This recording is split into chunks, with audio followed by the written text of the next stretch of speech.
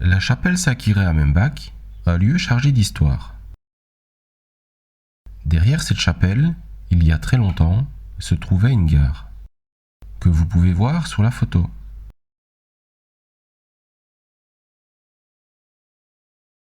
Sur la droite, on peut toujours voir l'ancien café des touristes.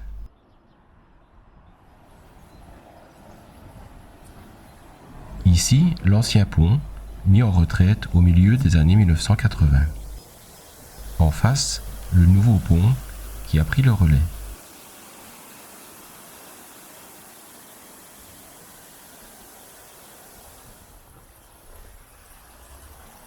Ce lieu est chargé de nombreux souvenirs de jeunesse. Avec les copains, nous avons passé de nombreux moments à jouer dans ces endroits. Cet arbre est toujours sublime. Que de beaux moments passés ici dans les années 70-80.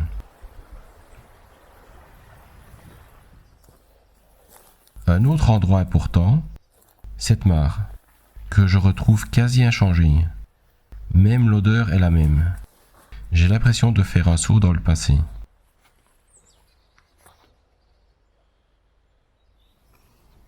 Même les grenouilles sont toujours présentes, bien qu'elles semblent moins nombreuses. Fin de ce petit moment nostalgique, revenons à notre randonnée. Bonjour tout le monde, aujourd'hui balade pour un bivouac à l'air de la bergerie au départ de Membach.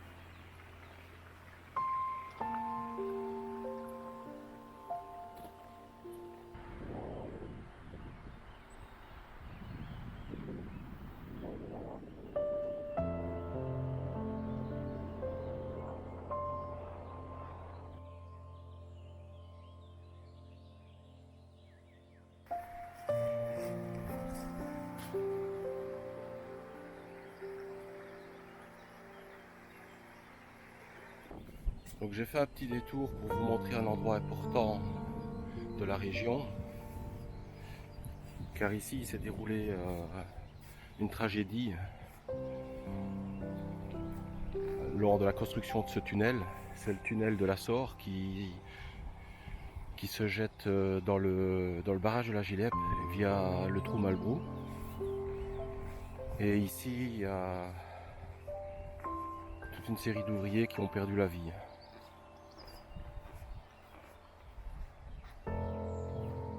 Donc voilà le tunnel de la Sorre, bon, on ne sait plus très bien lire. Et ici, la stèle en mémoire aux personnes qui sont mortes.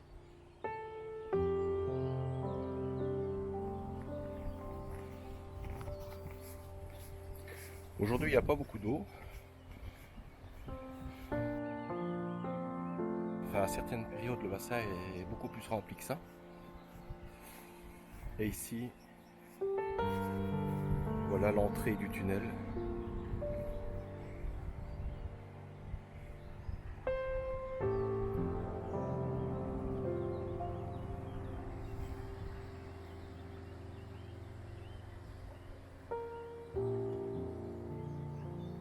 En plus, avec le soleil qui s'invite, cet arbre qui domine cette petite plaine.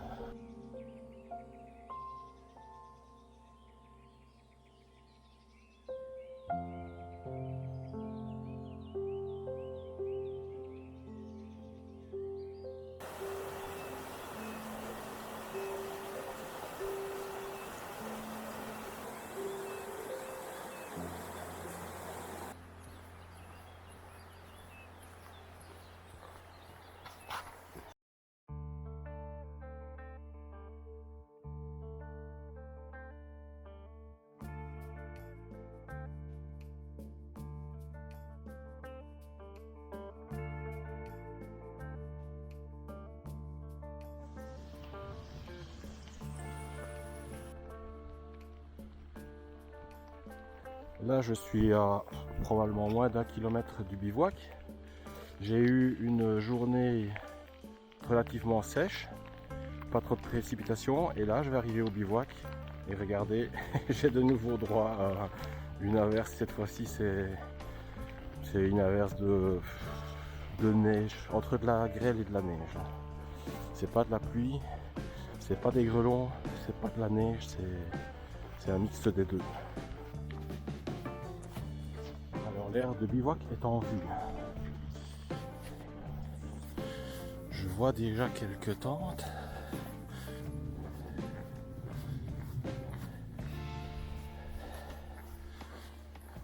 Alors, voilà l'aire de bivouac. L'abri de la bergerie posé au milieu de l'aire de bivouac.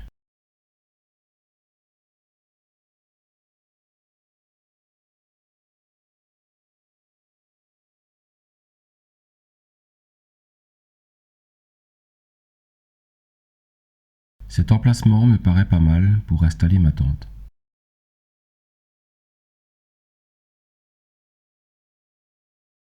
C'est parti pour l'installation du campement.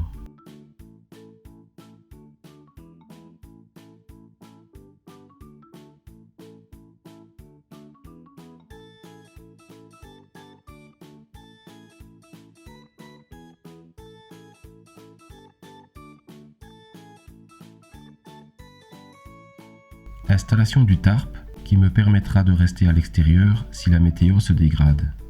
Il me permettra aussi de replier le camp au sec si nécessaire.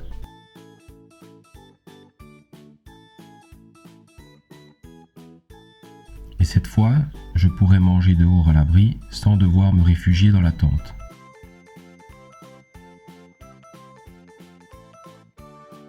Petite vue globale sur l'aire de bivouac.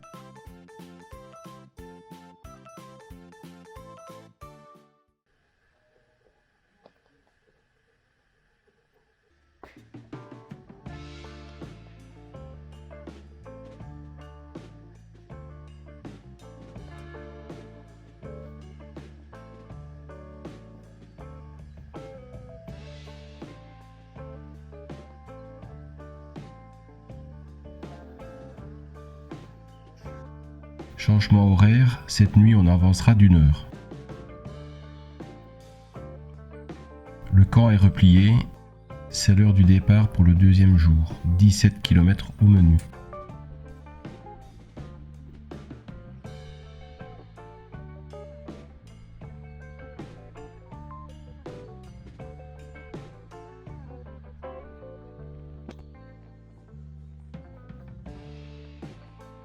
Alors un petit débriefing de la nuit qui fut bruyante, un groupe étant venu pour y faire la fête en musique jusqu'à passer 3 heures du matin.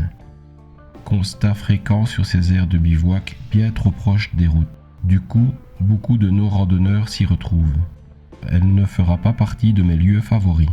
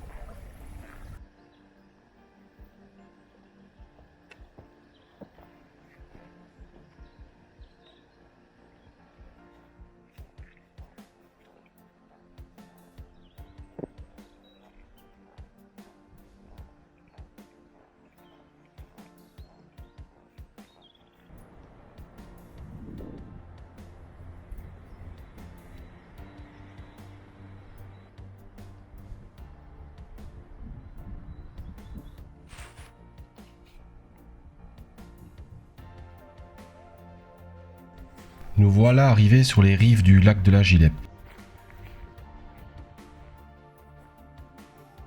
Pour comparer, je vous mets en incrusté un extrait de la vidéo réalisée lors du bivouac de la Gileppe. Le chemin emprunté ce jour-là est maintenant sous plusieurs mètres d'eau. C'est l'ancien chemin datant d'avant le rehaussement du barrage de la Gileppe en 1971.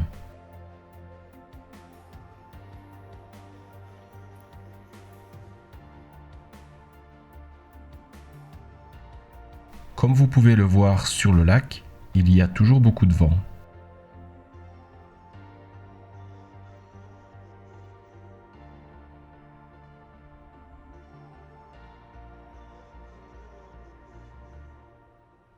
Le trou Malbrou, c'est ici qu'aboutit le tunnel de la Sorre, dont je vous ai montré l'entrée hier, où, le 8 juillet 1952, 6 ouvriers ont été pris au piège par une subite montée des eaux suite à un orage dans les fagnes.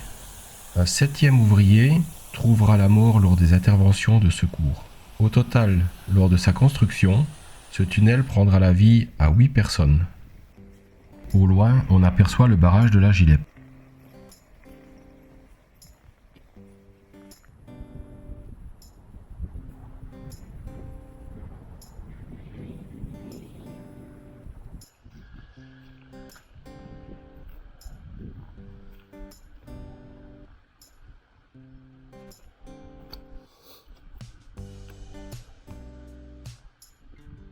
La route de Estreux, ou la route du chêne de rendez-vous, comme je l'ai toujours appelée. C'était une route ouverte à la circulation et qui permettait d'aller, entre autres, au chêne du rendez-vous, disparu aujourd'hui. Plutôt que de l'entretenir et la remettre en état, les politiques ont purement et simplement pris la décision de fermer cette route à la circulation.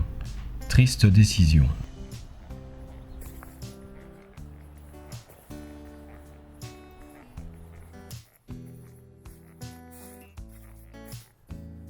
Après avoir passé cette barrière, je tombe sur un pitbull noir en liberté.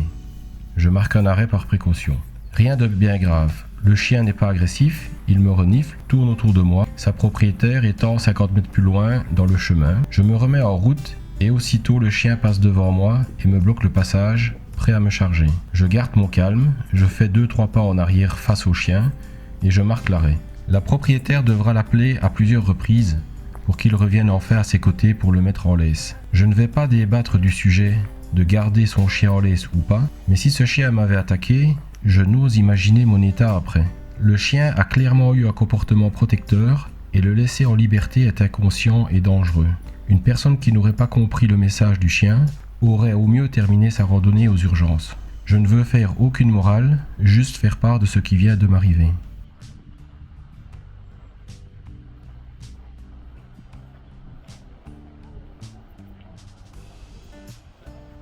Après ces quelques émotions, à 500 mètres de l'arrivée, me voilà revenu au point de départ.